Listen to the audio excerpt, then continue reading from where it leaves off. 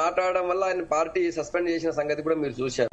ఆయన డౌట్ లేదు కరడు కట్టిన హిందుత్వవాది, ఆయన హిందూ సమాజం కోసం. అప్పుడు సస్పెండ్ చేసిన వేరే ఇష్యూ, పార్టీ లైన్ దాటి కాదు, అది మాట్లాడింది హిందుత్వ రిలేటెడ్. అంటే అది పార్టీకి సంబంధం లేకుండా పార్టీ లైన్ దాటి మాట్లాడింది కదా సరిపేసింది. వేరే చేస్తే పార్టీ ఖతర్ నుంచి వేరే దేశాల నుంచి ఒత్తిడి వచ్చింది, అది మీ సర్కమ్స్టాన్సెస్. అవన్నీ సరే, అటువంటి కామెంట్స్ ఇంకెంతమంది చేశారు? ఇప్పుడు అటువంటి కామెంట్ అంటే, ఆ కామెంట్ అంటే తవ్వుతే మసీలు తవ్వుతే శివలింగాలు లేకపోతే అదే అని మాట్లాడు సంజయ్ కూడా మాట్లాడారు. అంతకంటే అది కాకపోతే ఆ సిచ్యువేషన్ అటువంటిది. ఆ సిచ్యువేషన్ సందర్భంలో వేరే దేశాల ఒత్తిడి కారణంగా గిరిధర్ గారు చెప్తారు చేశారు. ఆ స్థాయిలో లేదు మొదటిది. రెండోది నుపుర్ శర్మ గారు అండ్ ఈయన మాట్లాడేది రెండు తీవ్రమైనవి కాబట్టి పార్టీ ఆ విషయంలో ఆ నిర్ణయం తీసుకున్నది. ఆయన కూడా తర్వాత ఆయన కార్యకర్త ముందు నుంచి కూడా భారతీయ జనతా పార్టీతో హిందుత్వం ఉన్నాడు కాబట్టి మళ్ళీ అవకాశం ఇచ్చారు. ఆ తర్వాత కూడా మీరు చూశారు కదా, మన ఇక్కడికి వచ్చిన తర్వాత చాలా సార్లు పార్టీ లైన్ దాటి మాట్లాడారు. పార్టీ అధ్యక్షుల పైన కూడా చాలా కామెంట్స్ చేశారు, అవన్నీ వచ్చినాయి. సో పార్టీ ఈ విషయంలో అప్పుడు ఏం చేద్దామనే డిస్కషన్ ఇప్పుడు ఆల్రెడీ ఆయనే రాజీనామా చేశారు. ఈ రాజీనామాపై పార్టీ అధిష్టానం ఏం నిర్ణయం తీసుకుంటుందో మా పార్టీ పూర్తిగా కట్టుబడి ఉంటుంది. ఆయన అసంతృప్తి నేను చెప్తా. అంటే అసలు ఎక్కడ స్టార్ట్ అయింది? లాస్ట్ 3-4 months నుంచి. ముందు కాదు, ఒక జిల్లా అధ్యక్ష పదవి అండి, సెంట్రల్ జిల్లా అధ్యక్ష పదవి. 36 జిల్లాలు ఉంటే లీడర్లు అందరూ మనిషికి 5-6 జిల్లాలు పంచుకున్నారు. ఒక ఇన్ని సంవత్సరాలుగా 3 terms ఎమ్మెల్యేకు ఒక జిల్లా అధ్యక్ష పదవి కూడా ఇవ్వకుండా మిగతా లీడర్స్ అందరు పంచుకుంటే ఆయన దాన్ని సిండికేట్ అనకుండా ఏమంటారు? భారతీయ జనతా పార్టీ అట్లా జరుగుతుందా? పంచుకోలేదా? లేదా కాంగ్రెస్ పార్టీ జరిగింది కాబట్టి జిల్లా అధ్యక్ష పదవి తప్పు పూర్తిగా మీరు మాట్లాడుతున్న నిరాధారమైంది. భారతీయ జనతా పార్టీలో జిల్లా అధ్యక్షులు ఎవరు పంచుకోరు, రాష్ట్ర అధ్యక్షులు పంచుకోరు. మీరు అట్లా చెప్పినట్టయితే రాష్ట్ర అధ్యక్షులు కూడా మంచి పైన ఉన్న వాళ్ళకు ఇప్పుడు ఆయన కనీసం లేదు. ఇప్పుడు మిగతా చోట్ల నేను అడుగుతున్నా, మిగతా ఎమ్మెల్యేలు ఉన్న చోట్ల వాళ్ళని అడిగి చేశారా అధ్యక్షులు, లేకపోతే ఇది చేశారు? ఒక రాయసింగ్ విషయంలో ఎందుకు వివక్ష? చాలా జిల్లాలో కూడా కొన్ని సందర్భాల్లో నిజామాబాద్ జిల్లా, జగిత్యాల జిల్లా, ధర్మపురి అరవింద్ ఎవరు చెప్తే వాళ్ళు చేశారు. మెదక్లో మీ మెదక్లో ఒక నిమిషం, మీ మెదక్లో రఘునందన్ రావు ఎవరు చెప్తే వాళ్ళకి చేశారు. మహబూబ్నగర్ లో డీకే ఉన్న వాళ్ళు ఎవరు చెప్తే వాళ్ళు చేశారు. మీకు రాజా సింగ్ మీకు లైట్ అయిపోయి ఉండదు. సరే, మీరు టీవీ డిబేట్ లో మీరు చెప్పకపోవచ్చు, టీవీ డిబేట్ లో మీరు స్పోక్స్ పర్సన్ ఉన్నారు కాబట్టి చెప్పకపోవచ్చు. కానీ మిగతా ఇప్పుడు అరవింద్ చెప్పిన వాళ్ళని చేస్తారు, ఈటల రాజేందర్ చెప్పిన వాళ్ళని వాళ్ళ ప్లేస్ లో చేస్తారు, బండి సంజయ్ చెప్పిన వాళ్ళని చేస్తారు, డీకే అన్న చెప్పిన వాళ్ళని చేస్తారు, రఘునందన్ రావు చెప్పిన వాళ్ళని చేస్తారు. మీ మెదక్లో రాజాసింగ్ మాత్రం మీకు ఒక ఇన్ఫర్మేషన్ ఇస్తాను. నేను మీకు ఒక ఇన్ఫర్మేషన్ ఇస్తా. మీరు గోషామాలకు సంబంధించి, అంటే ఆయన జిల్లాకు సంబంధించి, సెంట్రల్ జిల్లాకు సంబంధించి ఉమా మహేందర్ గారి పేరు ఫస్ట్ ఆయన సపోర్ట్ చేసింది. ఆ తర్వాత ఏమైందేమో తెలియదు. ఆయనని నేను ఈ పేరు చెప్పలేదు, నాకేం వద్దు అంటాడు. అప్పటికే లిస్ట్ ఫైనల్ చేసి ఢిల్లీ పంపించారు, అంత అయింది. అంటే ఈ లిస్ట్ ఫైనల్ చేయడం అంటే ఎలక్షన్ లో అక్కడ ఉన్న వాళ్ళందరూ కూడా ఈయన పేరు చెప్పారు. అక్కడికి వచ్చినటువంటి మండల అధ్యక్షులు ఎవరైతే దానికి చెప్తారో ఓటింగ్ ఉంటుందో వాళ్ళు వచ్చిన పేరు చెప్పారు. ఈ పేరు పైన ఈ పేరు ఆయనకు ముందే తెలుసు, ఉమా మహేందర్ గారి పేరు ఆయనకు తెలుసు. ఆయన ఓకే అన్నారు. ఆ తర్వాత ఆయన ఎందుకు మనసు మార్చుకున్నారో తెలియదు. మరి ముందు ఓకే అంటారు, తర్వాత మారుస్తుంటే మేమెట్లా మారుస్తామని చెప్పి మార్చలేదు. ఉమా మహేందర్ గారి పేరు ఆయన ఒప్పుకున్నారు ఫస్ట్. తర్వాత ఆయన నాకు సంబంధం లేదు, ఆయన మార్చండి, వేరే ఆయన పెట్టండి అంటాడు. అరే మీరే చెప్పారు కదా, ఆయన చెప్పినాడు. ఆయన చెప్తేనే ఆ పేరు ఫైనల్ అయింది ఫస్ట్. ఆ విషయం మీకు తెలియదు. మేము బయట అప్పటికి ఆల్రెడీ చెప్పారు, కిషన్ రెడ్డి గారు కూడా చెప్పారు, ఆయన చెప్పిన పేరే కదా అన్నారు. ఆయన చెప్పిన పేరే కదా, అందులో ఏం వ్యతిరేకత ఉంది అన్నారు. ఆయన తర్వాత మనసు మార్చుకున్నాడు. ఆయన చంచల మనస్తత్వానికి మేమే పార్టీ ఏం చేస్తుంది? మీరు చెప్పిన పేరుని ఎక్కడ క్లారిఫై చేయలేదు. లేదు, కిషన్ రెడ్డి గారు కూడా ఒకరోజు మీడియా వాళ్ళు అడిగినప్పుడు ఆయన చెప్పిన పేరు కాదు. రాజాసింగ్ అసంతృప్తి 4-5 నెలలుగా స్టార్ట్ అయింది జిల్లా అధ్యక్ష పదవి గురించే. రాజాసింగ్ అసంతృప్తి స్టార్ట్ అయింది ఆ జిల్లా అధ్యక్ష పదవి నుంచి. 1 year బ్యాక్, లాస్ట్ 1 year గా అసంతృప్తి ఏం లేదు. ఆయన బీజేపీ లీడర్ ఇవ్వకుండా అసంతృప్తి లేదు. ఆయన అడిగింది జిల్లా అధ్యక్ష పదవి. నిజానికి 3 terms ఎమ్మెల్యే బీజేపీ అధ్యక్షుడు ఇవ్వాలి, డిఫాల్ట్ గా ఇవ్వలేదు. ఓకే, బట్ ఇది చేయాలి కదా జిల్లా అధ్యక్ష పదవి. బీజేపీ లీడర్ తనకి ఇవ్వకుండా ఆయన ఏమనలేదు. భరత్, ఇది లీడర్ బేస్డ్ పార్టీ కాదు. మాది సిద్ధాంతాల మీద నడిచే మిగతా పార్టీ మీకు బాగా మిగతా తెలుసు. లీడర్లకు leader based party, Raja Singh వచ్చే విషయానికి వచ్చేసరికి మాత్రం లీడర్ బేస్డ్ పార్టీ కాదు.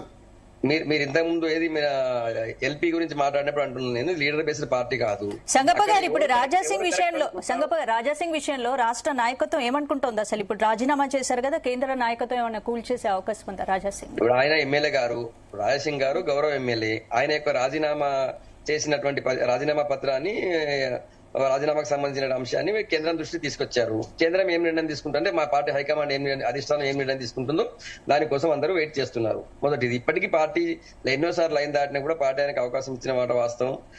కాకపోతే ఆ రోజు ఆయన చేసినటువంటి ఆరోపణలు అయితే సత్యదూరమైనవి. ఆయన దగ్గర 10 మంది సభ్యులు, కౌన్సిల్ సభ్యులు లేరు, ఆయన ఎవరో బెదిరించిన అన్నారు. ఒక్క పేరైనా చెప్పొచ్చు కదా, ఈ ఫలానా ఆయన నాకు సపోర్ట్ గా ఉన్నాడో ఆయన బెదిరించారని చెప్పాలి కదా.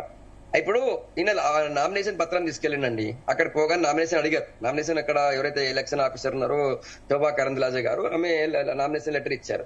నామినేషన్ లెటర్ ఇచ్చిన తర్వాత అసలు 3 పేర్లు రాసుకుని పోయి ఆమెకి ఇచ్చారు. ఇన్కంప్లీట్ నామినేషన్ పేపర్ ఎట్లా తీసుకుంటారు? భరత్ ఒక విషయం చెప్పండి, భరత్ ఒకటే మీడియా పర్సన్ గా మీరు ఒక విషయం చెప్పండి. ఆయన అప్పటికప్పుడు రాసుకొచ్చిన లెటర్ కాదు అది, అది ఇంగ్లీష్ లో టైప్ చేయించాడు. అక్కడ చేయలేదు, అది పార్టీ ఆఫీస్ లో చేయలేదు.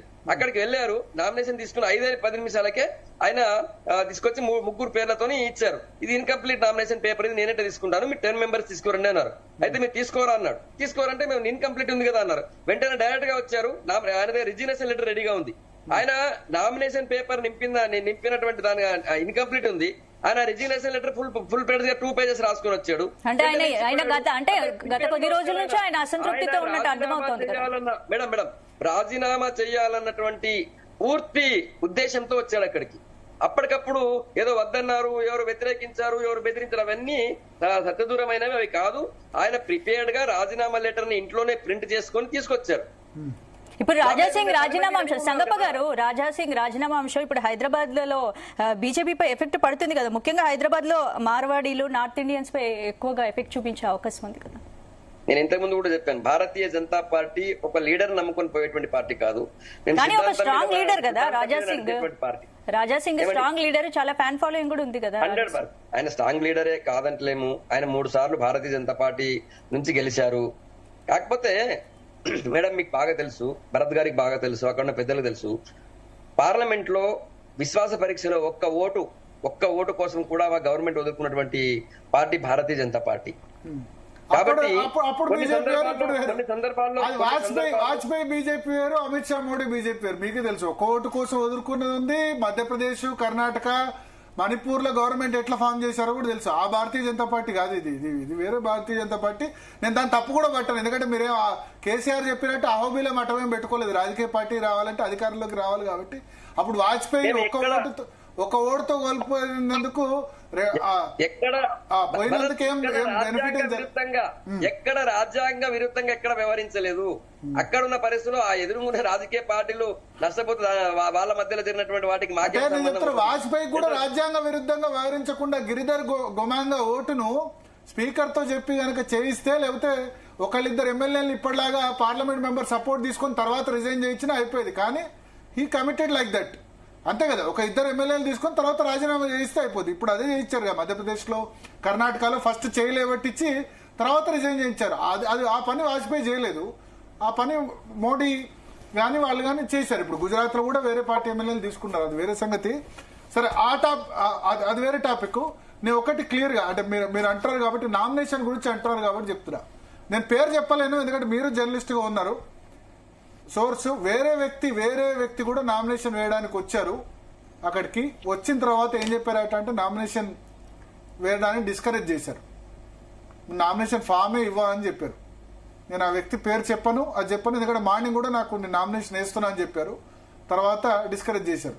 సరే, అది వేరే సంగతి. అంటే రాజా సింగే కాదు, ఇంకా వేరే వ్యక్తులు కూడా నామినేషన్కి వచ్చారు. నేను ఒక విషయం చెప్పండి. మీకు ఎవరైతే ఆ వ్యక్తి చెప్పారో, నా రాజా సింగ్ గారికి నామినేషన్ పేపర్ ఎట్లా ఇచ్చారో ఆయనకి ఎందుకు ఇవ్వరు? రాజా సింగ్ గారు గారి దగ్గరికి వెళ్ళినప్పుడు రాజా సింగ్ గారికి నామినేషన్ పేపర్ ఇచ్చారు.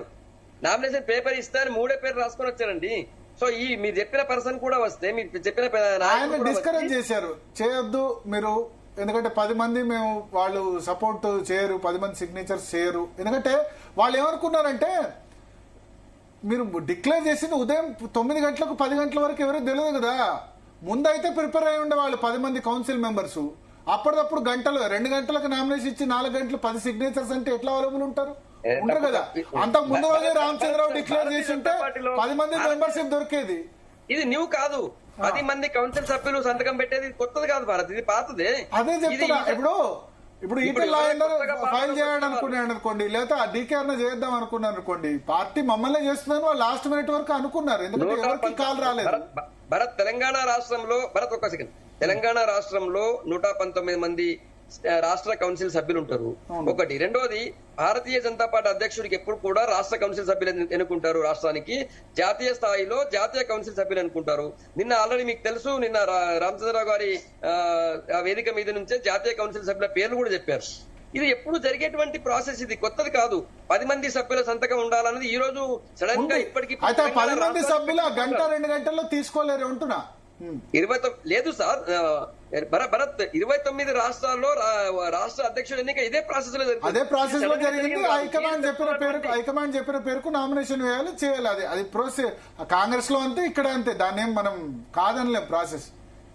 ఇంద్రసేనారెడ్డి గారు, రామారావు గారు ఇద్దరు ఒకసారి పోటీ పడ్డారు, మీకు జ్ఞాపకం ఉండొచ్చు. ఆ రోజు ఇద్దరు నామినేషన్ వేశారు. ఆ రోజు ఈ నామినేషన్ వేశారు, అది ఎలక్షన్ జరగలేదు కానీ చివరి నిమిషంలోనే విత్డ్రా చేసుకున్నాడు. ఎవరు? ఇంద్రసేనారెడ్డి గారు. ఆ రోజు ఇద్దరు నామినేషన్ వేశారు. ఈ రోజు నామినేషన్ మీరు రాలేదంటున్నారు. నామినేషన్ వేశారు. ఆ రోజు దానికి 10 మంది సభ్యులు కూడా సంతకం పెట్టారు దానికి. అప్పుడు ఉమ్మడి రాష్ట్రం అది. కాబట్టి మీరు ఈ రోజు వచ్చి మీరు చెప్తున్నటువంటి నాయకుడు ఎవరైతే ఉన్నారో ఆయనకి ప్రాసెస్ తెలిసి ఉండాలా. డిస్కరేజ్ చేశారు అంటే డిస్కషన్ లో సరే ఇంకేదైనా మార్నింగ్ వరకు నాకే వస్తుంది అనుకున్నారు. ప్రాసెస్ పూర్తిగా ప్రజాస్వామ్యయుతంగా జరిగింది. అందులో ఎలాంటి అపోహలకు తావలేదు. 10 మంది కౌన్సిల్ సభ్యుల మద్దతు ఉండాలా, వాళ్ళు నామినేషన్ పత్రం మీద సంతకం చేయాలా.